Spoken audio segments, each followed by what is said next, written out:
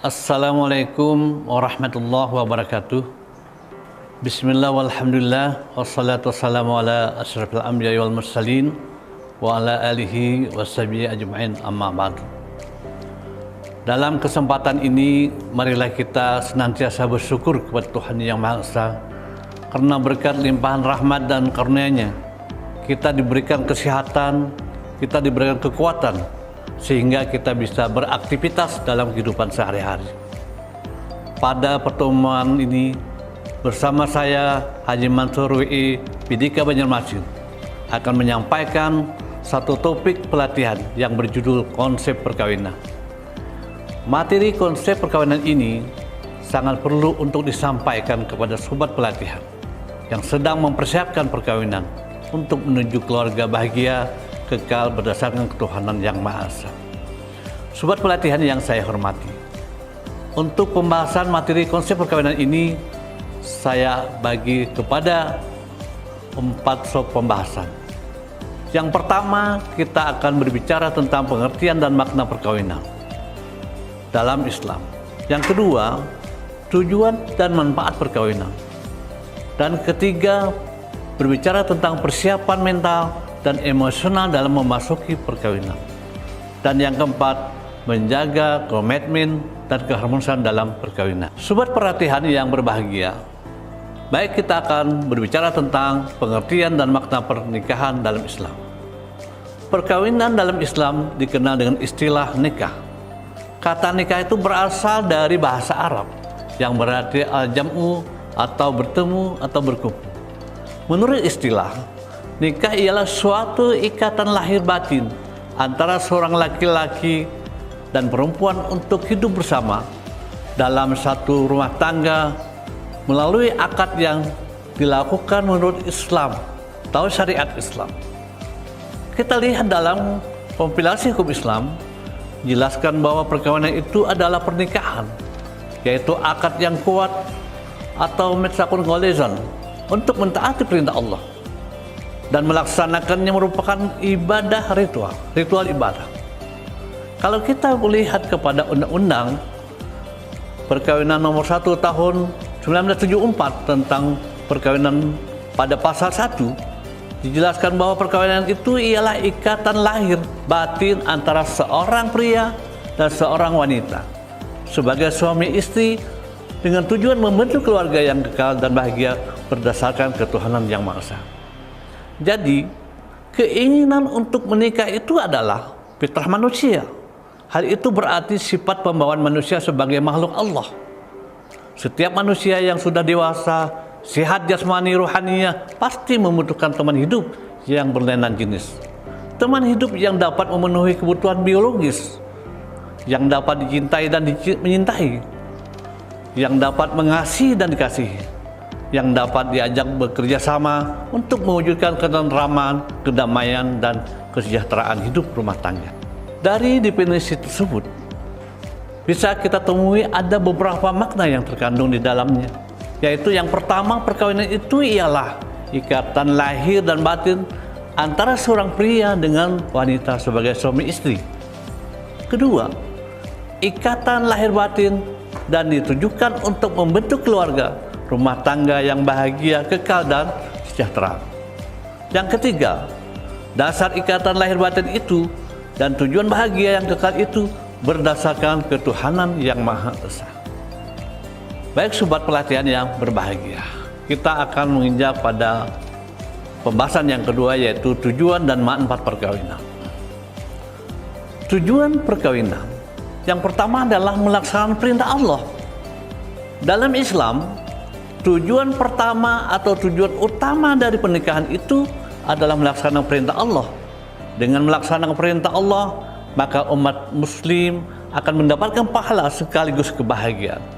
Kebahagiaan ini menyangkut semua hal, termasuk rezeki, sehingga bagi umat muslim yang sudah menikah tak perlu khawatir untuk melakukan pernikahan, karena Allah sudah mengatur dalam hal rezekinya. Tujuan pernikahan untuk melaksanakan perintah Allah tersebut sudah dicantumkan dalam Al-Quran oleh Allah Subhanahu wa Ta'ala dalam surah An-Nur. Fa'ankihul ayama minkum wassalihin min ibadikum wa imaikum iyakunu fuqara ayughnihumullah min fadli wallahu samiul alim. Dan nikahkanlah orang-orang yang masih bujang di antara kamu dan orang-orang yang layak menikah dari hamba-hamba sahayamu yang laki-laki maupun perempuan. Jika mereka miskin, Allah akan memberi kemampuan kepada mereka dengan kurnia-Nya, dan Allah Maha Luas dan Maha Mengetahui. Yang kedua, tujuan dari perkawinan itu adalah mententeramkan hidup. Perkawinan merupakan lembaga ketenteraman hidup seseorang. Orang yang sudah melangsungkan perkawinan secara umum hidupnya lebih tenteram, terutama yang menyangkut segi seksual, dapat menjalankan kehidupan seksual yang normal. Walaupun asalnya mudah terbuai mata kecantikan wajah wanita, bentuk tubuh wanita yang muntuk dan lain sebagainya, tetapi secara normal manusia setelah melangsungkan perkawinan dapat mengontrol dan dapat mengirim semua rangsangan yang datang pada dirinya. Yang ketiga, tujuan dari perkawinan itu adalah untuk membina rasa cinta dan kasih sayang. Nikah merupakan salah satu cara untuk membina kasih sayang antara suami istri dan anak. Allah Subhanahu wa taala dalam firman-Nya, "Wa min ayatihi an khalaqakum min anfusikum azwajakum litaskunu ilaiha." Dan Ia menjadikan di antara kamu kasih dan sayang. Selanjutnya, dari tujuan perkawinan itu adalah untuk memenuhi kebutuhan seksual. Agama Islam merupakan agama yang selalu memperhatikan kebutuhan setiap pemeluknya, termasuk kebutuhan seksual. Sejalan dengan itu, Islam juga memberikan rambu-rambu jika seseorang ingin berhubungan seksual secara sah harus melalui menikah. Salah satu tujuan menikah agar hubungan seks tidak dilakukan sembarangan, layaknya sebagaimana hewan yang tak berakal. Adanya ikatan perkawinan menjadikan hubungan seks yang sebelumnya haram menjadi halal, bahkan sunat. Kendati demikian, pernikahan bukan sekedar menegakkan hubungan seks semata. Selanjutnya dari tujuan perkawinan itu adalah mengikuti sunnah Rasulullah SAW. Rasulullah telah mencela orang-orang yang hidup memujang, dan beliau menganjurkan umatnya untuk menikah sebagaimana sabda Rasulullah SAW dalam hadis Bukhari dan Muslim, "An-nikahu sunnati, faman raghiba an sunnati falaysa minni." Nikah itu adalah sunnahku. Barang siapa tidak senang dengan sunnahku, maka bukanlah golonganku. Selanjutnya dari tujuan perkawinan itu adalah untuk memperoleh keturunan yang sah. Tujuan perkawinan dalam Islam itu untuk melahirkan keturunan yang sah menurut hukum. Maka anak yang dilahirkan oleh suami istri yang sudah terikat suatu pernikahan adalah anak mereka berdua. Dalam konteks hukum, dia mempunyai hubungan hukum kedua orang tuanya, berhak dia mewarisi dan juga berhak dia menjadi wali dari anak tersebut. Nah, itu jadi merupakan suatu ikatan hukum yang kuat. Walaupun manfaat melakukan pernikahan itu, yang pertama adalah mendorong untuk bekerja keras. Setelah menikah dan berumah tangga, ada dorongan, bahkan kebutuhan untuk bekerja keras. Ada motivasi baru untuk bekerja lebih baik. Setiap pasangan akan mencoba hal-hal yang baru demi menyenangkan salah satu pasangannya.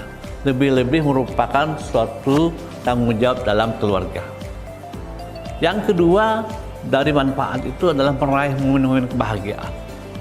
Momen-momen kebahagiaan yang baru bisa diperoleh dari sebuah pernikahan. Berbagai pengalaman baru yang dilakukan bersama pasangan bisa menghadirkan kebahagiaan baru. Meskipun akan ada hal-hal yang menggelisahkan dan mengesalkan dalam perkenalan, menyenangkan dan senantiasa mengingat momen bahagia bisa menghadirkan kenyamanan tersendiri. Selanjutnya dari manfaat dari sebuah perkawinan itu adalah mengurangi sifat egois. Menikah adalah sarana yang paling efektif agar kita tidak egois, tidak ingin menang sendiri. Setelah menikah ada prioritas baru yang perlu dibuat. Ada banyak hal yang perlu disesuaikan dan disepakati bersama, hingga penting untuk membangun kompromi dengan pasangan. Setiap waktu.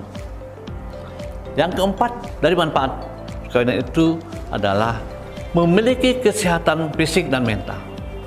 Dengan diimbangi pola dan gaya hidup yang lebih baik, menikah bisa meningkatkan kesehatan fisik dan mental. Bahkan hidup pun bisa lebih bahagia bersama pasangan yang benar-benar tepat. Kualitas hidup bisa membaik setelah menikah. Yang perlu kita lakukan dalam persiapan mengatasi konflik adalah mengembangkan kemampuan untuk mengatasi konflik. Setiap individu yang hidup pasti memiliki perbedaan satu dengan yang lain. Seringkali pasangan masih memiliki ego yang tinggi dan tidak mau mengalah karena menganggap bahwa cara dia mengatasi masalah adalah yang paling baik. Persiapan mental sebelum pernikahan harus memperhatikan ada atau tidaknya kemampuan untuk mengatasi konflik yang mungkin akan terjadi. Ini diperlukan untuk menjaga keharmonisan rumah tangga. Semua hal ehwannya diselesaikan dan diberikan sesuai dengan cara Anda dan dia. Namun, setelah menikah, semuanya harus punya prinsip berakhir dengan kata cara. Artinya, jika semua keputusan didasarkan keinginan masing-masing individu, ketika sudah menikah, keputusan harus dilakukan berdasarkan keinginan bersama. Selanjutnya, dalam rangka mengatasi konflik, kita harus memotivasi membuat pernikahan berhasil. Persiapan mental menghadapi pernikahan perlu disadari. Kedua belah pihak adalah pernikahan merupakan suatu proses yang perlu diusahakan. Memang, benar pernikahan harus diawali dengan rasa cinta, tapi perlu usaha dan motivasi yang terus-menerus dilakukan untuk membuat cinta tetap membara. Dengan begitu, Anda akan memiliki hubungan suami istri yang baik hingga kelak di kemudian hari. Pernikahan tidak bisa berjalan secara autopilot. Jadi, cobalah rencanakan hal-hal yang membuat hubungan Anda selalu dekat. Misalnya berkomitmen untuk berkencan berdua dalam waktu-waktu tertentu. Para sobat pelatihan yang saya hormati, kita akan membahas tentang bagaimana menjaga komitmen dalam keharmonisan dalam rumah tangga. Untuk membangun sebuah rumah tangga yang langgeng dan harmonis merupakan tanggung jawab besar bagi pasangan suami istri. Karena itu, dibutuhkan komitmen yang bisa menjadi fondasi agar hubungan rumah tangga senantiasa harmonis dan selaras. Komitmen bagi suami istri juga bisa menjadi cara bagi pasangan untuk saling menjaga prinsip yang telah disepakati bersama dalam jangka waktu yang panjang.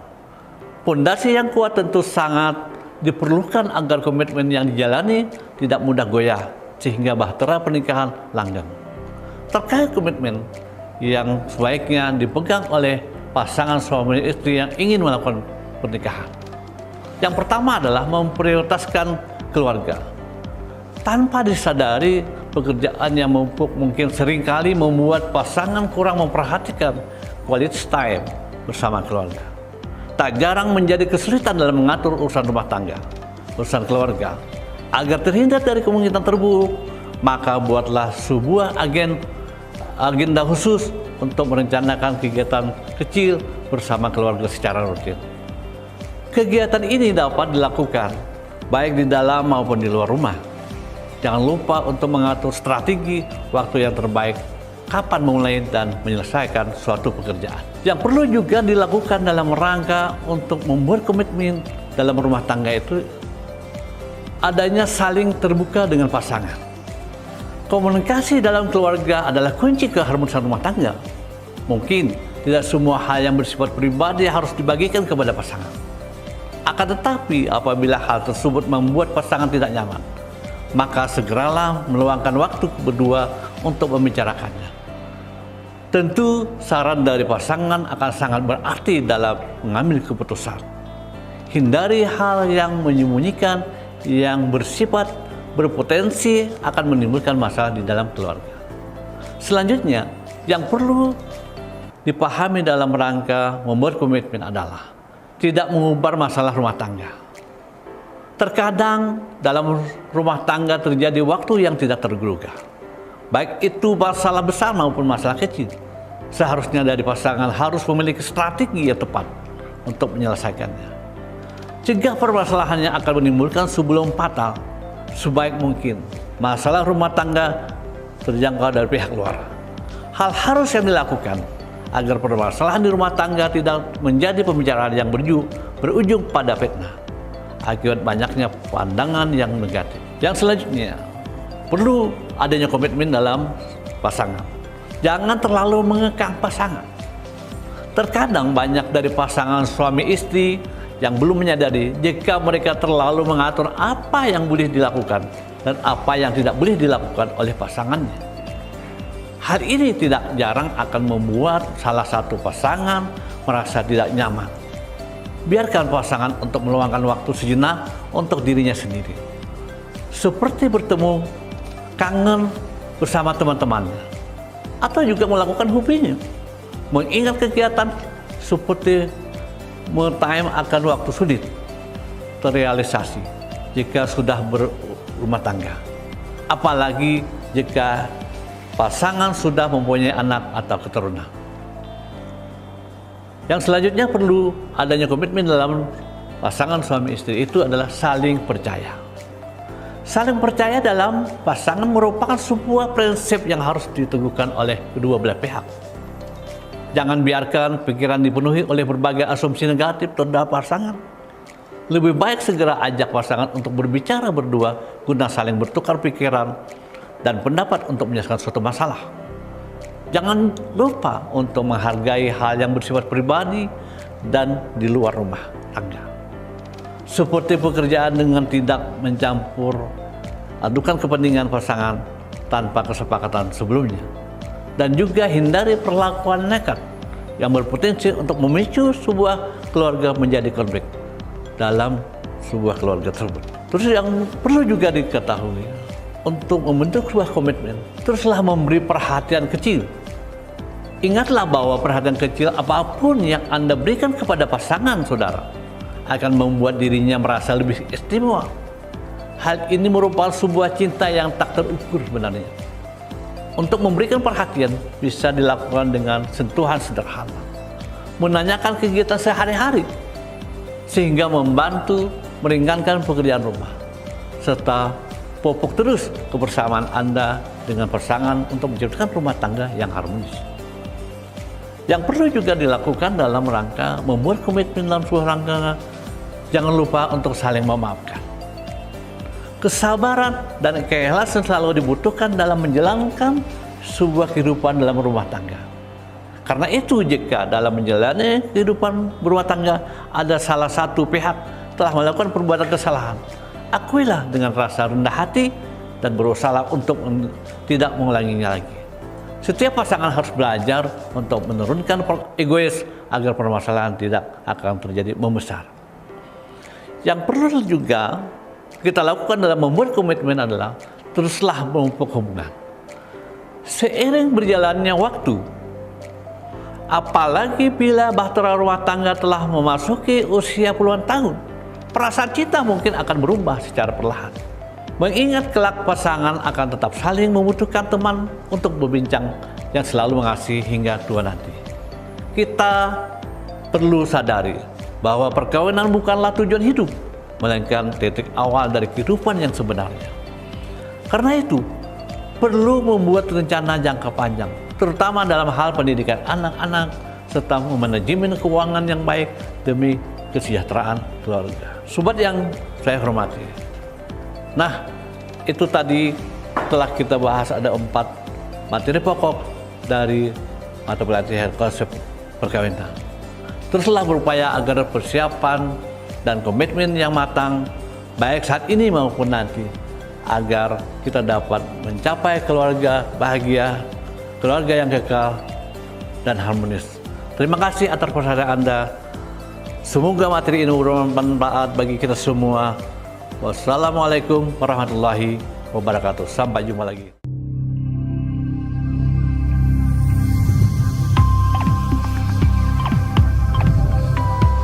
Belajar mandiri, pintar bersama.